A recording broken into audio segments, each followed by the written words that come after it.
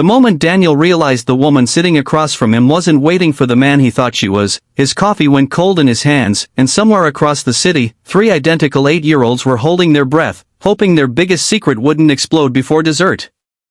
Daniel hadn't planned to be there. He never did anymore.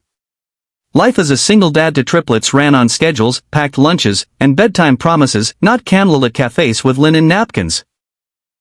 He'd only stopped by the restaurant because his kids insisted he pick up takeout after his late shift at the architectural firm. When he walked in and saw Maya, his coworker, sitting alone at a corner table, nervously folding and unfolding her napkin, he assumed she'd made a mistake. Maybe she thought this was the team dinner. Maybe she was waiting for someone else entirely. Daniel almost waved and kept walking, but then she looked up, smiled with visible relief, and said his name like it was the answer to a question she'd been asking all night. He sat down out of politeness. Out of habit, really. Since his wife died 5 years earlier, Daniel had mastered the art of being polite while emotionally unavailable. Maya, however, didn't treat the moment lightly. She studied him like she was trying to read a language she'd nearly forgotten.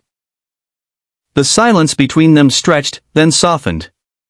They talked about work at first, deadlines, impossible clients, but soon the conversation drifted into quieter places. Parenthood. Loss. The strange loneliness of being surrounded by people yet feeling unseen. Daniel felt something unfamiliar loosen in his chest, and that scared him more than grief ever had. Halfway through the meal, Maya laughed, a genuine, unguarded laugh, and said, "This is going better than I expected."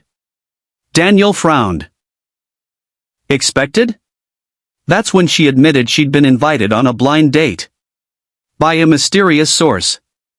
Daniel's stomach dropped. Because suddenly, pieces clicked into place.